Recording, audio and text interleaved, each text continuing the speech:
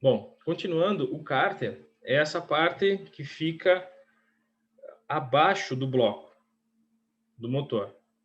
Para que ele serve? Então, se vocês olharem embaixo de um carro, vocês não, muitas vezes não vão conseguir ver o cárter.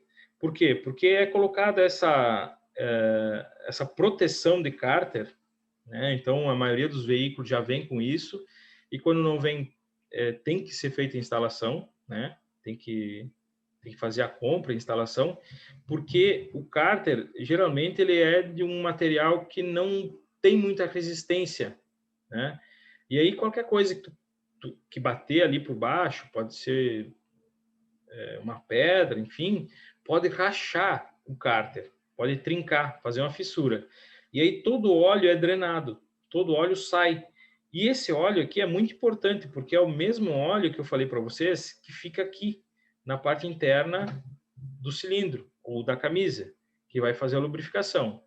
Então é a mesma coisa que eu não tiver que eu não tivesse lubrificação nenhuma, tá? Porque quando vocês vão dar partida, né, no carro ou vocês estão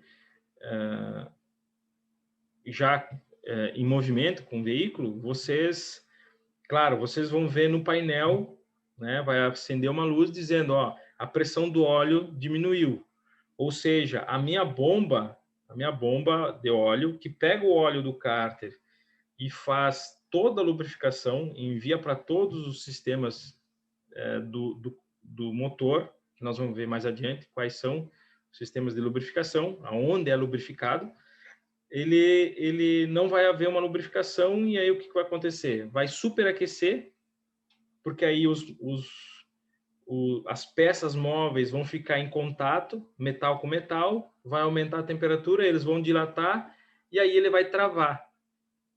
E aí, quando ele trava, principalmente os pistões travam na camisa ou travam no cilindro, isso é um grande problema que se tem, que muitas vezes temos que trocar todo o motor por causa do bloco ter sido danificado, né? Então, tem que ter muito cuidado e é sempre importante que se faça a instalação dessa proteção do cárter, tá? Então, ele sempre está... O cárter, ele faz, então, o alojamento da bomba, principalmente da tromba, né? Muitas vezes a bomba não está interna, mas mesmo assim tem a tromba da bomba de óleo, que também tem que ficar succionando o óleo.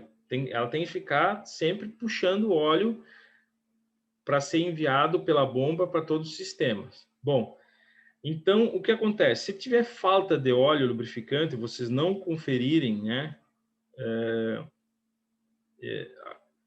o nível do óleo, isso também pode ocasionar uma falha e aí superaquecimento, né? Isso tudo que eu falei, por causa que não houve uma lubrificação eficiente, porque a bomba acabou que começou a puxar ar, né, para o sistema e aí começa a não lubrificar os componentes. Então, uma coisa que vocês podem ver é o seguinte: ah, mas no meu motor não vi vazamento nenhum, nem no chão onde eu deixo. Pode ser que não tenha vazamento mesmo, mas pode ser que por causa desse desgaste que eu falei para vocês, o desgaste do cilindro, os anéis, que eu vou explicar mais adiante, eles permitem a passagem do óleo para dentro da câmara de combustão. Então, eu vou consumindo aquele óleo. Geralmente, vocês conseguem ver isso de que forma? Quando vocês veem aqueles carros, né? Estão andando na rodovia e começam a ver um veículo que está fumaceando demais. É uma fumaça que chega a ser azul. Essa fumaça, ela está vindo, ela é proveniente da queima desse combustível lubrificante, que ele não deveria estar ali na câmara de combustão, mas ele passa, tá? Então, nesse caso, tem que ser feito a retífica do motor, troca dos componentes, né, para que ele não tenha, então, esse tipo falha. Muito bem. O cabeçote, que é a parte superior que eu falei para vocês, ele tem, então, a função de alojar as válvulas, a câmara de combustão, as velas, bico injetor, dependendo do tipo de motor, né? Nem todo motor vai vela, isso estava falando para vocês. As velas são utilizadas nos motores de ciclo Otto, bico injetor é ciclo diesel, mas todos eles têm comando de válvula, tem válvulas, tem câmara de combustão, tucho, mola e assim por diante. Então, esse equipamento, como eu falei para vocês, o bloco suporta direto ou indiretamente. O que acontece? Como o bloco suporta o cabeçote, ele indiretamente suporta todos esses outros equipamentos, tá? Então, são vários componentes, né? Isso vai depender do quê? Do número de válvulas que tem por pistão. Então, quando vocês ouvem lá vocês olham no carro, né? Vai dizer assim, 16 válvulas, 32 válvulas. O que é isso aí? É o número de válvulas que tem por pistão, multiplicado por quantos pistões tem. Então, ó, esse aqui é um motor 4 cilindros, tá? Esse motor 4 cilindros, ele possui 4 válvulas por cilindro. Então, 4 vezes 4 dá 16. Esse aqui seria um motor 16 válvulas, tá? Esse motor 16 válvulas, ele tem 2 válvulas de admissão, 2 válvulas de escape, tá? Nós vamos ver também para que servem essas válvulas. E essa aqui é a câmara de combustão, tá? Que nós vamos ver também agora a seguir. Então, entre o cabeçote e o bloco, deve haver uma perfeita vedação. Essa vedação é essa junta aqui que eu estava falando para vocês, que mais adiante nós vamos ver que tipos de materiais elas são fabricadas, qual é a importância delas, como é que é feita a montagem, tá? Principalmente em manutenção, né? Que é quando é feita a troca desse componente. Então, essa junta de vedação, ela não permite, né? Ela tem que bloquear a passagem dos gases. Por isso que tem esses anéis aqui, ó, na junta de vedação, eles evitam que a compressão saia da câmara de combustão, tá? E também, se houver algum tipo de vazamento aqui, o óleo não entra na câmara de combustão. Mas também tem que ser verificado se muitas vezes a água do arrefecimento não está entrando no óleo. Então, por isso que tem que ser feita a verificação periódica na vareta, né? Uma vareta que mais adiante eu vou mostrar para vocês. A vareta é feita a verificação tanto da qualidade do óleo, que tu consegue ver a coloração dela, como também o nível que ele se encontra, o óleo lubrificante. Tá bem? Então, ó, aqui são 2 válvulas, né? Então, um motor, no mínimo, tem 8 válvulas, né? Se tem 4 pistões, tem que ter 8 válvulas. Uma de admissão e uma de escape, ou exaustão. Bom, então, no motor normal, quando ele não tem 16 válvulas, 32 válvulas e assim por diante, ele vai ser 8 válvulas, tá? Se ele tem 4 pistões. Então, muitas vezes não está escrito lá 8 válvulas no carro. Quando não tem as específicas, né, 16, 32 e tal, já se sabe que é 8 válvulas, tá? Geralmente, quando tem mais, é porque está escrito no veículo. Então, na parte inferior do cabeçote são encontradas cavidades que são na direção dos cilindros. Então, isso aqui, ó, fica bem certo no cilindro, que juntamente com o topo do pistão formam a câmara de combustão. Então, muitas vezes a câmara de combustão fica só no pistão. Isso depende de motor, depende do projeto do motor, tá? Então, essa parte aqui é que fica coincidindo, então, com os cilindros. tá? E aqui vai uma junta de vedação entre o bloco e o cabeçote. No cabeçote também ficam as válvulas e todos os outros componentes, né? Como bico injetor, velas de ignição, né? Dependendo do tipo de motor. Também vai ter tucho, mola, sistema CAM, a parte das bobinas, né? Tudo isso aí nós vamos ver agora nos componentes. Bom, a câmara de combustão, que é essa parte aqui, né? Também é essa parte aqui e também essa parte aqui. Então, vocês podem ver que elas têm diferenças. Elas não são todas iguais. Isso vai depender do projeto. Então, dá para ver aqui, ó, uma válvula maior que a outra. Tá? Geralmente, onde tem uma válvula maior é a admissão, é onde entra o ar e o combustível para queima, né? Claro, quando é sistema Otto, quando é sistema diesel, ele vai ser injetado por um bico injetor. E aqui, então, nós temos 4 válvulas, tá? 4 válvulas, 4 pistões, são 16 válvulas para esse motor aqui. E a câmara de combustão é esse local aqui, onde ocorre a combustão da mistura ar e combustível. E é nessa parte que estão localizados os eletrodos, né, que são as velas no ciclo Otto, a cabeça das válvulas e o bico injetor no caso do ciclo diesel. Tá bem? Então, ó, outros tipos de câmara de combustão, tá? Aqui também outro tipo de câmara de combustão. Pode ver que agora nós temos aqui 5 válvulas para cada pistão. Então aqui nós temos 20 válvulas. Seria um motor 20 válvulas. Então a forma da câmara varia de acordo com o tipo de motor. Isso é de projeto, tá?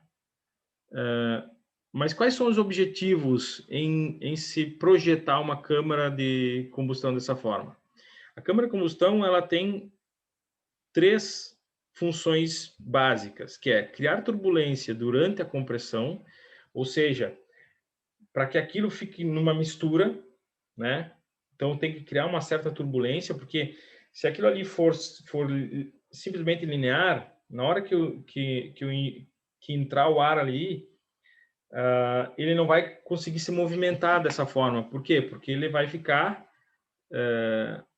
simplesmente confinado. Imagina uma coisa reta, ele não teria tanta movimentação, mas como tem curvaturas, esse ar, né, junto com o combustível, se desloca de uma forma turbulenta. E aí o que acontece? A velocidade de propagação da chama aí é maior, certo? Por quê? Porque tem turbulência. Tá? Ele não está confinado, paradinho. Outra coisa é criar turbulência enquanto as válvulas estão abertas para obter a melhor varredura dos gases. Se tiver, se naquela expansão os gases ficarem parados na parte inferior e não conseguirem se deslocar, né? Porque aí tem a exaustão, é quando o pistão sobe, né? No sentido da câmara de combustão, então ele começa a ir para o ponto morto superior, e aí por causa dessa câmara de combustão ser dessa forma, ele cria uma turbulência. E aí esses gases também fazem a limpeza da fuligem para sair, tá? Que é a fuligem é aquela parte que fica carbonizada interna na câmara de combustão. Isso também muitas vezes é problema do combustível, má qualidade, ou outros, tá? Então, que nós vamos ver em manutenção. E a terceira é fazer com que a propagação da chama não atinja as bordas da câmara de modo a reduzir a possibilidade de ter uma explosão acontecendo nas paredes internas. Bom, então temos que evitar isso aí, tá? Por isso, o que eu faço? Coloco coloco a minha vela de ignição, ou meu bico injetor, bem centralizado. Então, uma das formas mais eficientes, né, de projetar um motor é utilizando 5 válvulas, né, e no meio eu consigo colocar a vela de ignição, o bico injetor, dependendo do projeto, tá? Quando tenho menos válvulas, fica mais complicado, porque aí não tem um espaço interno. Então, o melhor posicionamento de válvulas, a melhor quantidade para se posicionar construtivamente é 5 válvulas, tá?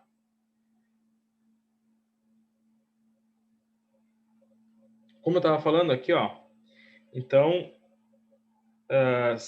se eu colocar 7 válvulas, vou ter problema porque aí eu não consigo colocar no meio o bico injetor ou a vela.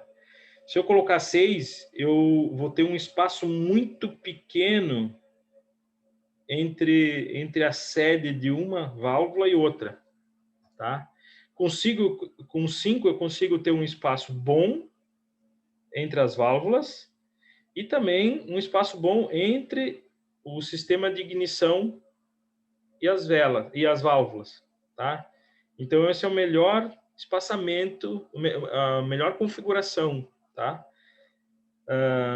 Então eu posso ver aqui por esse gráfico, né, que eu tenho uma melhor utilização do espaço se eu utilizar 5 válvulas por pistão, tá? Mas nem todos os projetos são dessa forma, né? Muitas vezes menos para as empresas, né, para os fabricantes, menos é mais, tá? Menos componentes é melhor. E as válvulas, para que elas servem? Elas servem para abertura e fechamento do fluxo dos gases, da aspiração e descarga, nos tempos, né, que elas devem ocorrer. Então, as válvulas se dividem basicamente em 2 partes, né? Que é o que? A haste e a cabeça, tá? Então, a cabeça é essa parte que fica dentro da câmara de combustão, tá? Por quê? Porque ela não sai, ela não tem como sair da câmara de combustão, ela é inserida de baixo para cima. Por quê? Porque ela tem esse ângulo cônico aqui que ele tem que sentar, ele tem que acoplar de forma a fechar ele inteiramente. Então, naqueles cabeçotes que são feitos de alumínio, e essa válvula aqui, ela tem que ser bem resistente, né? Porque ela tem que aguentar toda a compressão. Então, muitas vezes ela é feita de um material bem resistente. O que acontece? Se eu tenho um bloco, se eu tenho um cabeçote feito de alumínio, o alumínio é menos resistente que uma liga metálica. Então, eu vou acabar tendo um desgaste nesse meu cabeçote. O que eu vou ter que fazer? Vou ter que ficar fazendo retífica nele. Então, o que é feito? É colocado uma sede que vai suportar o impacto, né, dessa compressão sobre a válvula. Tá? Então, nós vamos ver mais adiante como é que é a sede, né? Como é que é colocada a sede e como é que ela é e como é feito esse acoplamento na hora que ela fecha a válvula. Tá? Bom, então ela é dividida em haste e cabeça.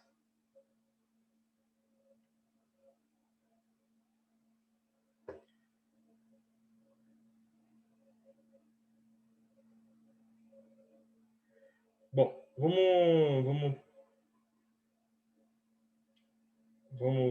vamos parar por aqui e logo mais vamos retornar.